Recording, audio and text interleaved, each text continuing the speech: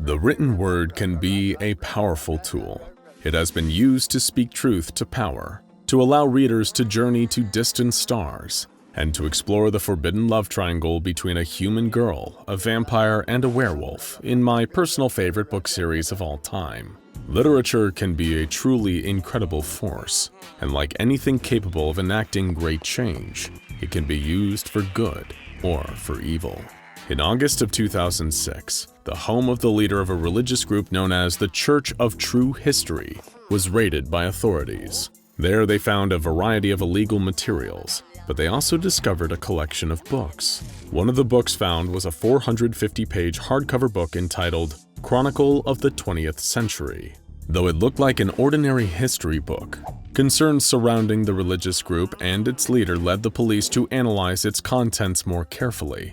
And if you're familiar with a certain other anomalous chronicle, you may start feeling nervous right about now. The book's publisher was listed as Interworld Press, located in Chicago, Illinois, but an investigation into the publishing company revealed that the company was never registered in the United States. Not only that, but the street it was supposed to be located on didn't even exist. One officer, a man named Detective Carl Jones, was assigned to read through the book and take thorough notes on anything else unusual he might find. The book consisted largely of newspaper clippings and short articles, covering significant events from January of 1900 to December of 1995. As Jones flipped through the book, he found that it was well written, thoroughly researched, and most importantly, it was largely accurate to recorded history.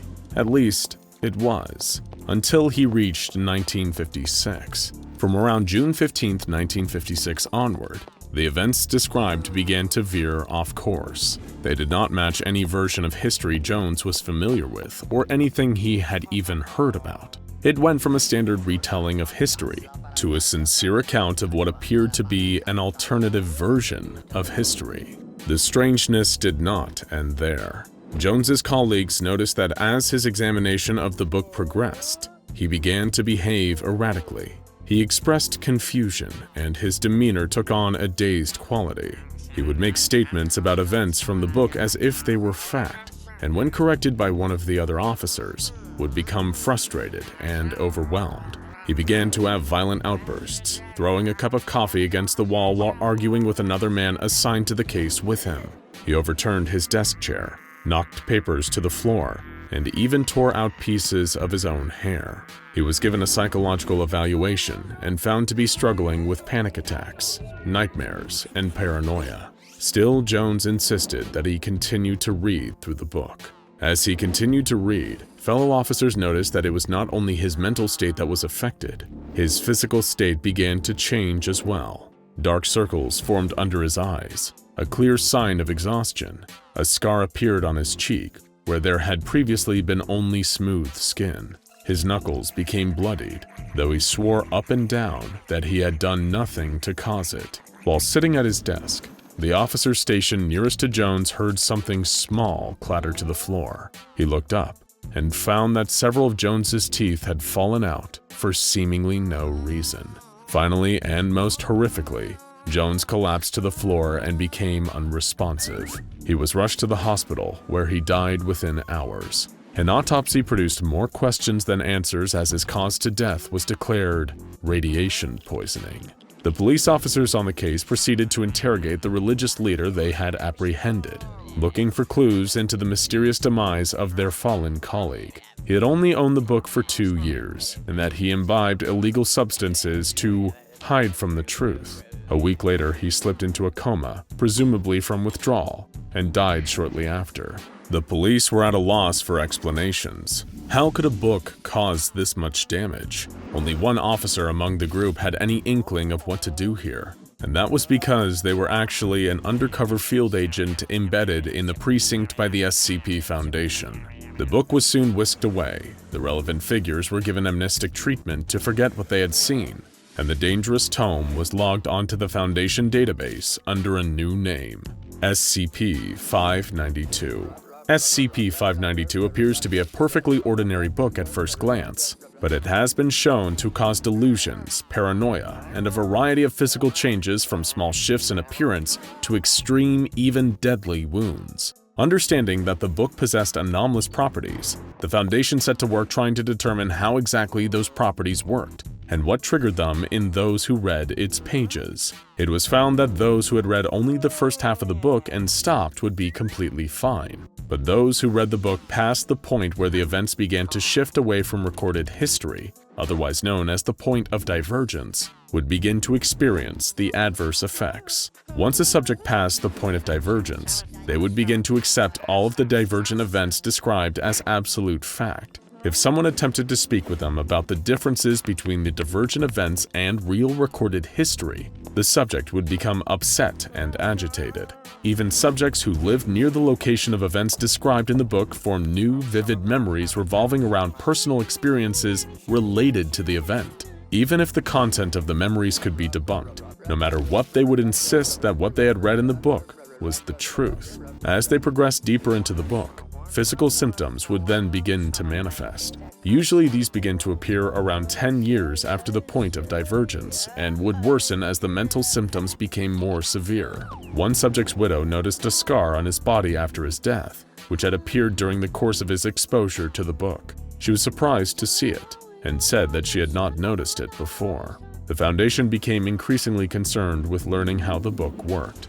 What was it that made it affect people this way? Its influence was both physical and mental, suggesting a possible combination of both mimetic and chemical effects. Dr. Grayson and the Foundation's chemical forensics team set about studying the chemical properties of SCP-592 in order to determine if its pages contained any substances that could explain its disastrous effects on the human mind and body. Small squares of paper were cut from several pages of the book, cut so small that no more than one word was contained on each square. The squares were then analyzed and screened for any anomalies. When the results came back, Dr. Grayson and his team were deeply disappointed. The book's pages are made of standard cellulose and wood, printed with completely ordinary black and yellow inks. There are some unusual chemicals present in the cyan and magenta inks used, suggesting it was perhaps made in a location or plane where chemical quantities differ, but none of them are unknown to science, nor could they be responsible for any of the damage the book has done to the people that read it. This meant that the book's effects cannot be explained away by a new chemical compound or sophisticated bioweapon, something that the chemical forensics department could study and develop an antidote for. No, SCP-592 is much more mysterious and much more powerful than that. SCP-592 is contained in Research Cell 1611-E in a steel box in the middle of a frosted glass cubicle. In the same cubicle is a table, 2 computers, a scanner, an internal network connection port, and 2 pairs of goggles, which must be immediately put on by anyone inside the cubicle. These goggles function to distort the text and images of 592, rendering it impossible for anyone wearing them to read while wearing them. The first of the 2 computers is the analysis machine, while the second one functions as a firewall. Both computers have been outfitted with custom software and hardware in accordance with the testing protocol, and the network port cannot be used by any device other than the firewall. The computers and the scanner are kept off when they are not being used in an experiment, and must be immediately turned off following the completion of any experimentation.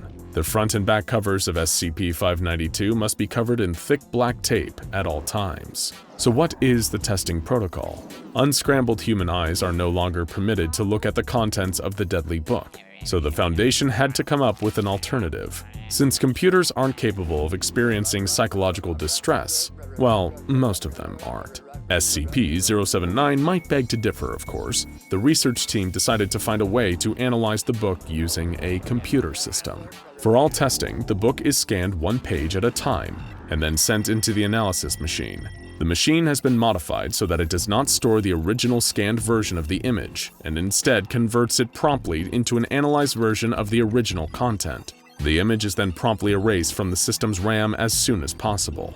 This process allows the research team to study the contents of SCP-592 without exposing themselves or any other human subjects to the adverse effects of the book. Because those under the influence of the book's effects are unreliable witnesses, This is considered the only way to ascertain an accurate, neutral understanding of what is written in these cursed pages. There are two different analysis protocols in place, one for analysis of text and one for analysis of images. Because understanding of the book's specific language could trigger adverse effects and drive the remaining members of the research team to madness, the computer analysis of the text must be as vague as possible while still providing necessary context. The language used is analytical in tone, describing the subject matter discussed, the tone of the original entry, and any incidents related to the specific passage. For example, one piece of text analysis is as follows. The passage is describing human conflict. The human conflict is of an ideological or religious nature. The passage seems to be lamenting in tone. The passage contains the numbers 2000, 1977, and 16. It is certain, 98%, that the passage contains a reference to both SCP redacted and SCP redacted. Not especially descriptive, but that's the point. Anything more detailed and the research team, not to mention everyone watching this video at home, might be susceptible to the effects of SCP-592. For a clearer picture of how unsettling the book's contents can get, we have to turn to, well, the pictures. SCP-592 contains approximately 200 illustrations. When a scan page inputted into the computer includes an image, it is put through several convolutions and transforms in order to analyze and summarize its contents in a manner safe for human consumption. The original image's record is promptly destroyed. It is during this process of image analysis that things get even eerier than they already were. The images in the book are not the sort of thing you'd see in an ordinary history book. The general subject matter of the pictures is what you might expect. People at various points throughout the 20th century, photographed at historically significant events or just living their regular lives during a significant time period. But something about them is wrong. While one researcher was looking through the computer analysis of the book, he came across an image analysis that made his blood run cold. The page read, in simple text, Date, 1st April, 1963. Location, unknown bedroom with Western furnishings. Type, full-colored photograph. Subject, the image contains two adult persons standing, one human child sitting on a chair or stool, and SCP redacted.